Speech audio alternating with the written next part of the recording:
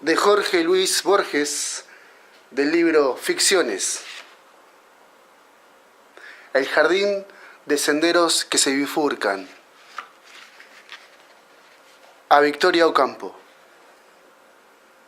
En la página 242 de la Historia de la Guerra Europea, de Liddell Hart, se lee que una ofensiva de 13 divisiones británicas, apoyadas por 1.400 piezas de artillería, contra la línea Serre-Montauban, había sido planeada para el 24 de julio de 1916 y debió postergarse hasta la mañana del día 29. Las lluvias torrenciales, anota el capitán Liddell Hart, provocaron esa demora. Nada significativa, por cierto. La siguiente declaración, dictada, releída y firmada por el Dr. Schutzhund, antiguo catedrático de inglés en el Hochschule de Tsingtao, arroja una insospechada luz sobre el caso. Faltan las 2 páginas iniciales. Y colgué el tubo. Inmediatamente después, reconocí la voz que había contestado en alemán. Era la del capitán Richard Madden, en el departamento de Víctor Runeberg. Quería decir el fin de nuestros afanes pero eso parecía muy secundario, debía parecérmelo. También de nuestras vidas. Quería decir que Runeberg había sido arrestado o asesinado. Antes de que declinara el sol de ese día, yo correría la misma suerte. Madden era implacable. Mejor dicho, estaba obligado a ser implacable. Irlandés, a las órdenes de Inglaterra, hombre acusado de tibieza y tal vez de traición, ¿cómo no iba a abrazar y agradecer este milagroso favor, el descubrimiento, la captura, quizá la muerte de 2 agentes del Imperio Alemán? Subí a mi cuarto. Absurdamente cerré la puerta con llave y me tiré de espaldas en la estrecha cama de hierro. En la ventana estaban los tejados de siempre y el sol nublado de las 6. Me pareció increíble que ese día, sin premoniciones ni símbolos, fuera el de mi muerte implacable. A pesar de mi padre muerto, a pesar de haber sido un niño en un simétrico jardín de Haifeng, ¿yo ahora iba a morir? Después reflexioné que todas las cosas le suceden a uno precisamente ahora. Siglos de siglos y solo en el presente ocurren los hechos. Innumerables hombres en el aire, en la tierra y el mar. Y todo lo que realmente pasa me pasa a mí. El casi intolerable recuerdo del rostro acaballado de Madden abolió esas divagaciones. En mitad de mi odio y de mi terror, ahora no me importa hablar de terror, ahora que he burlado a Richard Madden, ahora que mi garganta anhela la cuerda, pensé que ese guerrero tumultuoso y sin duda feliz no sospechaba que yo poseía el secreto. El nombre del preciso lugar del nuevo parque de artillería británica sobre el Ancre. Un pájaro rayó el cielo gris y ciegamente lo traduje en un aeroplano, y a ese aeroplano en muchos, en el cielo francés, aniquilando el parque de artillería con bombas verticales. Si mi boca, antes que la deshiciera un balazo, pudiera gritar ese nombre de modo que lo oyeran en Alemania, mi voz humana era muy pobre. ¿Cómo hacerla llegar al oído del jefe? Al oído de aquel hombre enfermo y odioso que no sabía de Runeberg y de mí, sino que estábamos en Staffordshire y que en vano esperaba noticias nuestras en su árida oficina de Berlín. Examinando infinitamente periódicos, dije en voz alta: debo huir. Me incorporé sin ruido, en una inútil perfección de silencio, como si Madden ya estuviera acechándome. Algo, tal vez la mera ostentación de probar que mis recursos eran nulos, me hizo revisar mis bolsillos. Encontré lo que sabía que iba a encontrar: el reloj norteamericano, la cadena de níquel y la moneda cuadrangular, el llavero con las comprometedoras llaves inútiles del departamento de Runeberg, la libreta, una carta que resolví destruir inmediatamente y que no destruí, el falso pasaporte, una corona, 2 chelines y unos peniques, el lápiz rojo azul, el pañuelo, el revólver con una bala. Absurdamente lo empuñé y sopesé para darme valor. Vagamente pensé que un pistoletazo puede oírse muy lejos. En 10 minutos mi plan estaba maduro. La guía telefónica me dio el nombre de la única persona capaz de transmitir la noticia. Vivía en un suburbio de Fenton, a menos de media hora de tren. Soy un hombre cobarde. Ahora lo digo. ahora que he llevado a término un plan que nadie no calificará de arriesgado. Yo sé que fue terrible su ejecución. No lo hice por Alemania, no. Nada me importa un país bárbaro, que me ha obligado a la abyección de ser un espía. Además, yo sé de un hombre de Inglaterra, un hombre modesto, que para mí no es menos que Goethe.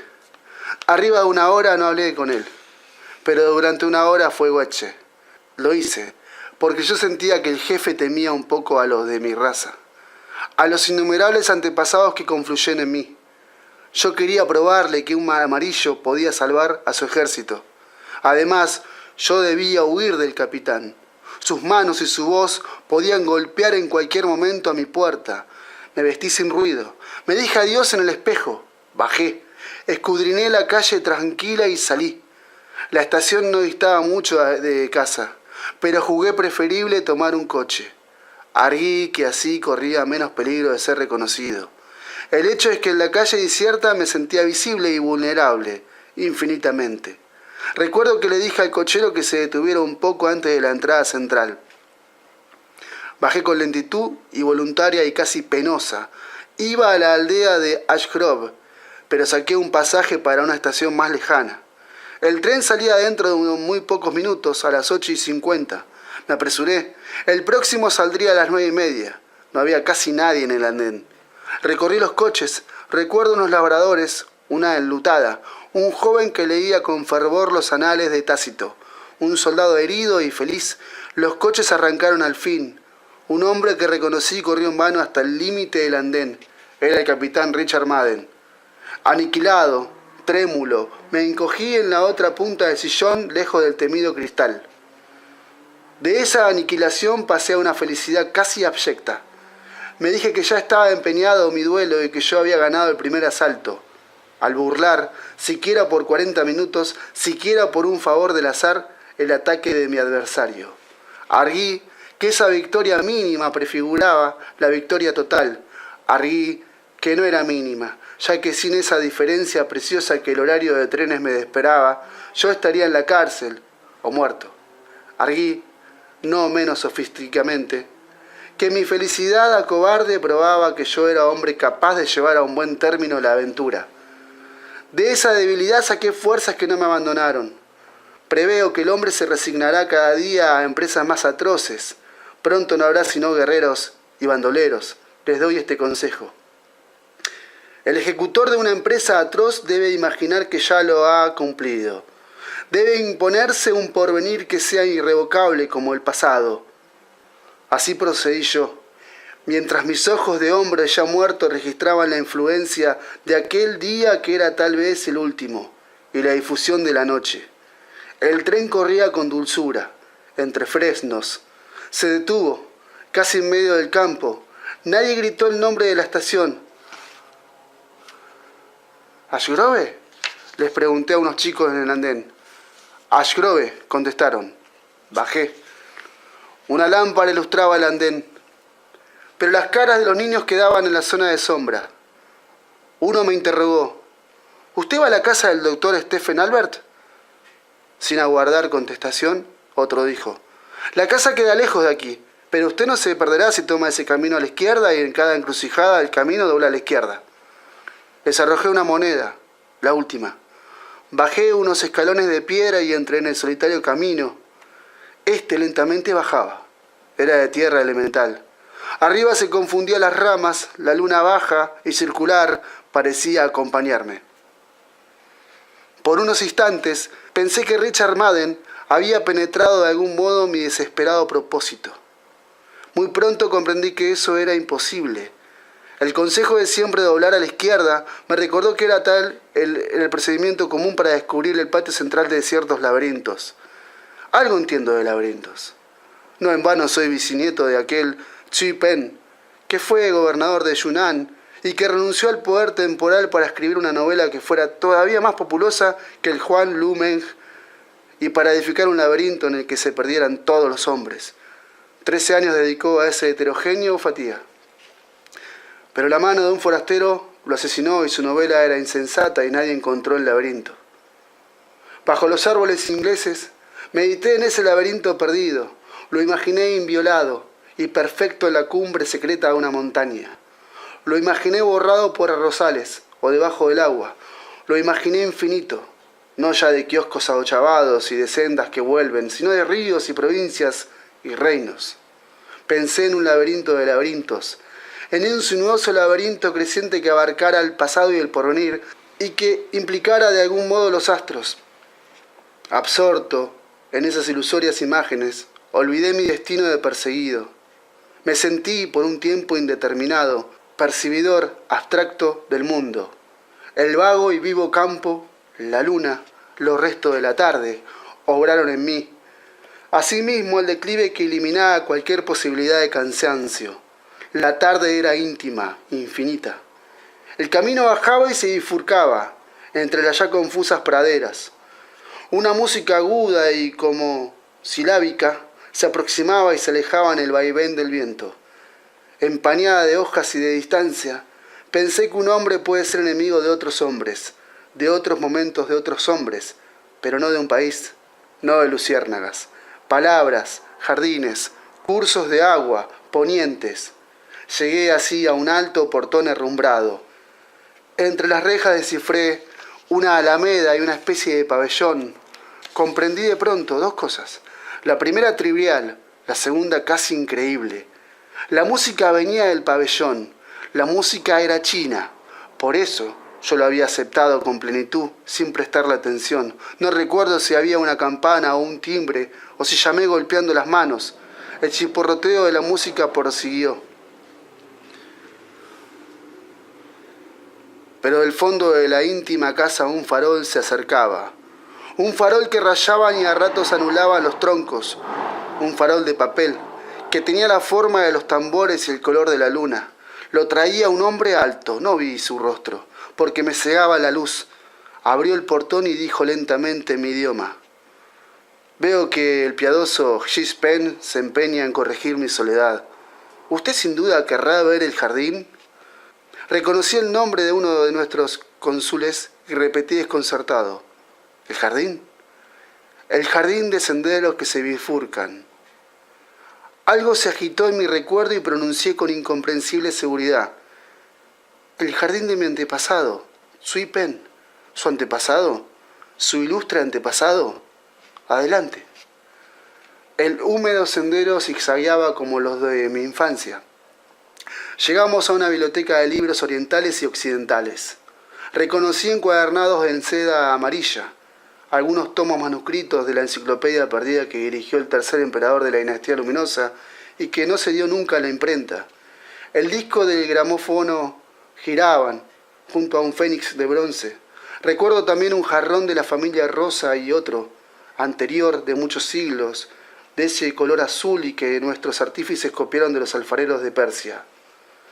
Stephen Albert me observaba, sonriente. Era, ya lo dije, muy alto, de rasgos afilados, de ojos grises y barba gris.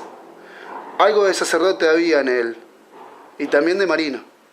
Después me refirió que había sido misionero en Tientsin, antes de aspirar a sinólogo. Nos sentamos, yo en un largo y bajo diván, él de espaldas a la ventana y a un alto reloj circular. Computé que antes de una hora no llegaría mi perseguidor, Richard Madden. Mi determinación irrevocable podía esperar. Asombroso destino el de Sui Pen, dijo Stephen Albert. Gobernador de su provincia natal, docto en astronomía, en astrología y la interpretación infatigable de los libros canónicos, ajedrecista, famoso poeta y calígrafo. Todo lo abandonó para componer un libro y un laberinto. Renunció a los placeres de la opresión, de la justicia, del numeroso lecho, de los banquetes y aún de la erudición, y se enclaustró durante 13 años en el pabellón de la límpida soledad. A su muerte, los herederos no encontraron sino manuscritos caóticos. La familia, como usted acaso no ignora, quiso adjudicarlos al fuego, pero su albacea, un monje taoísta o budista, insistió en la publicación. Los de la sangre de Sui Pen, repliqué, seguimos execrando a ese monje. Esa publicación fue insensata. El libro es un acervo indeciso de borradores contradictorios. Lo he examinado alguna vez En el tercer capítulo muere el héroe, en el cuarto está vivo. En cuanto a la otra empresa de Tsui Pen, a su laberinto, aquí está el laberinto, dijo indicándome un alto escritorio laqueado. ¿Un laberinto de marfil?, exclamé. Un laberinto mínimo. Un laberinto de símbolos, corrigió. Un invisible laberinto de tiempo. A mí, bárbaro inglés, me ha sido deparado revelar ese misterio diáfano. Al cabo de más de 100 años, los pormenores son irrecuperables. Pero no es difícil conjeturar lo que sucedió.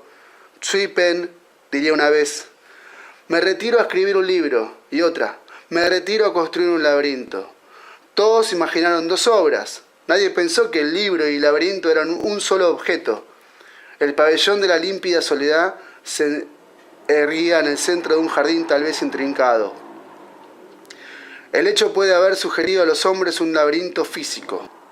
Tsui Pen murió. Nadie en la dilatada tierra que fueran suyas dio con el laberinto. La confusión de la novela me sugirió que ese era el laberinto. Dos circunstancias me dieron la recta solución del problema. Una, la curiosa leyenda de que Tsui Pen se había propuesto un laberinto que fuera estrictamente infinito. Otra, un fragmento de una carta que descubrí. Albert se levantó. Me dio, por unos instantes, la espalda. Abrió un cajón del agüero y renegrido escritorio. Volvió con un papel antes carmesí, ahora rosado y tenue y cuadriculado. Era justo el renombre caligráfico de Tsui Pen. Leí con incomprensión y fervor estas palabras que con minucioso pincel redactó un hombre de mi sangre. Dejo a los varios porvenires, no a todos, mi jardín de senderos que se bifurcan. Devolví en silencio la hoja. Albert prosiguió. Antes de exhumar esta carta, yo me había preguntado de qué manera un libro puede ser infinito. No conjeturé otros procedimientos que el de un volumen cíclico, circular. Un volumen cuya última página fuera idéntica a la primera, con posibilidad de continuar indefinidamente. Recordé también esa noche que está en el centro de las 1001 noches, cuando la reina Yarazad, por una máquina de extracción del copista, se pone a referir textualmente la historia de las 1001 noches con riesgo de llegar otra vez a la noche en que la refiere, y así hasta lo infinito. Imaginé también una obra platónica, hereditaria, transmitida de padre a hijo, en la que cada nuevo individuo agregara un capítulo o corrigiera con piadoso cuidado la página de los mayores. Esas conjeturas me distrajeron, pero ninguna parecía corresponder, siquiera de un modo remoto, a los contradictorios capítulos de Tsui Pen. En esa perplejidad me remitieron de Oxford el manuscrito que usted ha examinado. Me detuve, como es natural, en la frase «Dejo a los varios porvenires, no a todos, mi jardín de senderos que se bifurcan». Casi en el acto comprendí, el jardín de senderos que se bifurcan era la novela caótica. La frase «varios porvenires, no a todos» me sugirió la imagen de la bifurcación en el tiempo, no en el espacio. La relectura general de la obra confirmó esa teoría. En todas las ficciones, cada vez que un hombre se enfrenta con diversas alternativas, opta por una y elimina las otras. Y la del casi inextricable Tsui Pen opta, simultáneamente, por todas. Crea así diversos porvenires, diversos tiempos, que también proliferan y se bifurcan.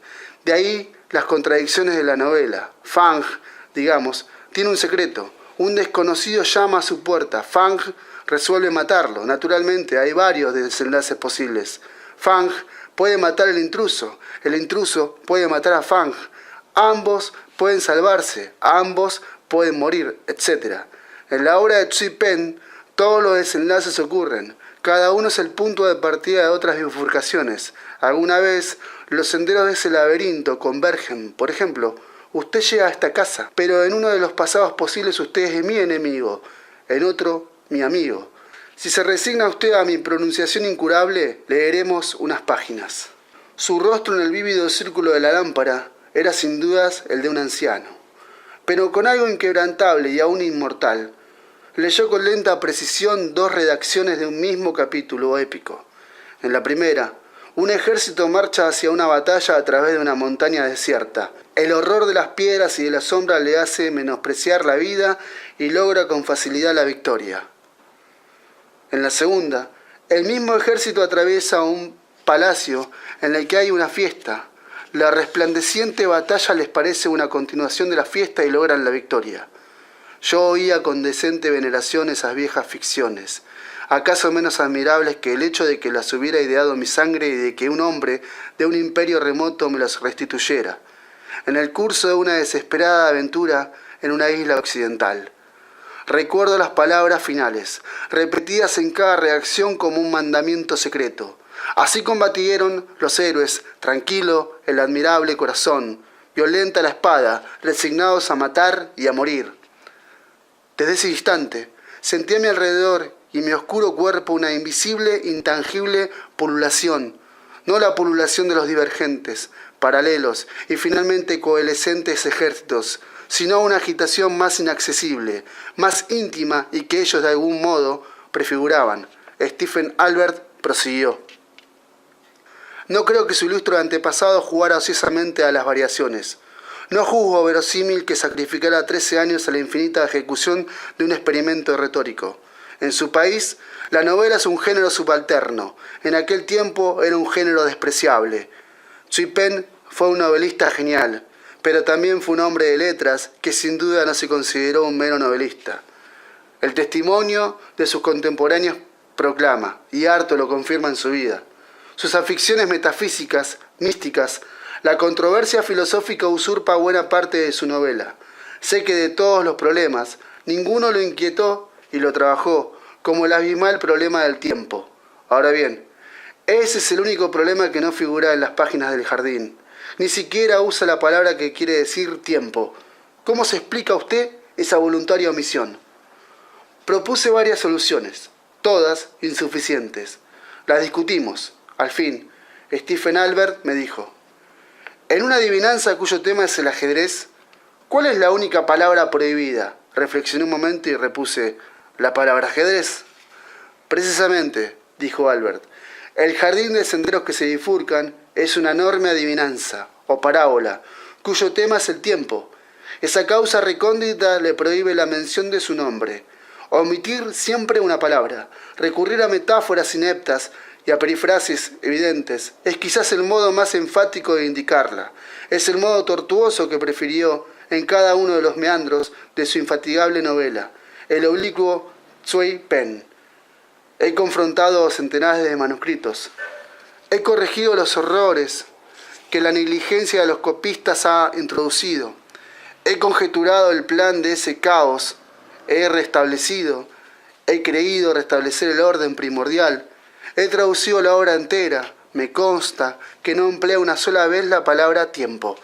La explicación es obvia. El jardín de senderos que se bifurcan es una imagen incompleta, pero no falsa, del universo tal como lo concebía Tsui Pen. A diferencia de Newton y de Schopenhauer, su antepasado no creía en un tiempo uniforme, absoluto. Creía en infinitas series de tiempo, en una red creciente y vertiginosa de tiempos divergentes, convergentes y paralelos. Esa trama de tiempos que se aproximan, se bifurcan, se cortan o que secularmente se ignoran, abarca todas las posibilidades. No existimos en la mayoría de esos ejemplos. En algunos existe usted y no yo, en otros yo, no usted, en otros los dos, en este, que un favorable azar me depara, usted ha llegado a mi casa, en otro, usted, al atravesar el jardín, me ha encontrado muerto. En otro, yo digo estas mismas palabras, pero soy un error, un fantasma. En todos, articulé no sin temblor, yo agradezco y venero su recreación del jardín de Tsui Pen. No en todos, murmuró con una sonrisa. El tiempo se bifurca perpetuamente hacia innumerables futuros. En uno de ellos soy su enemigo. Volví a sentir esa pululación de que hablé. Me pareció que el húmedo jardín que rodeaba la casa estaba saturado hasta lo infinito de invisibles personas. Esas personas eran Albert y yo, secretos, atareados y multiformes en otras dimensiones de tiempos. Alcé los ojos y la tenue pesadilla se disipó. En el amarillo y negro jardín había un solo hombre, pero ese hombre era fuerte como una estatua. Pero ese hombre avanzaba por el sendero y era el capitán Richard Madden. El porvenir ya existe, respondí. Pero yo soy su amigo. ¿Puedo examinar de nuevo la carta? Albert se levantó, alto, Abrió el cajón del alto escritorio. Me dio por un momento la espalda. Yo había preparado el revólver. Disparé con sumo cuidado. Albert se desplomó sin una queja. Inmediatamente, yo juro que su muerte fue instantánea, una fulminación. Lo demás es irreal, insignificante. Madden irrumpió, me arrestó.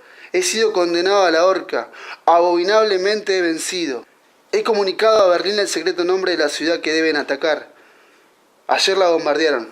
Lo leí en los mismos periódicos que propusieron a Inglaterra el enigma de que el sabio sinólogo Stephen Albert muriera asesinado por un desconocido.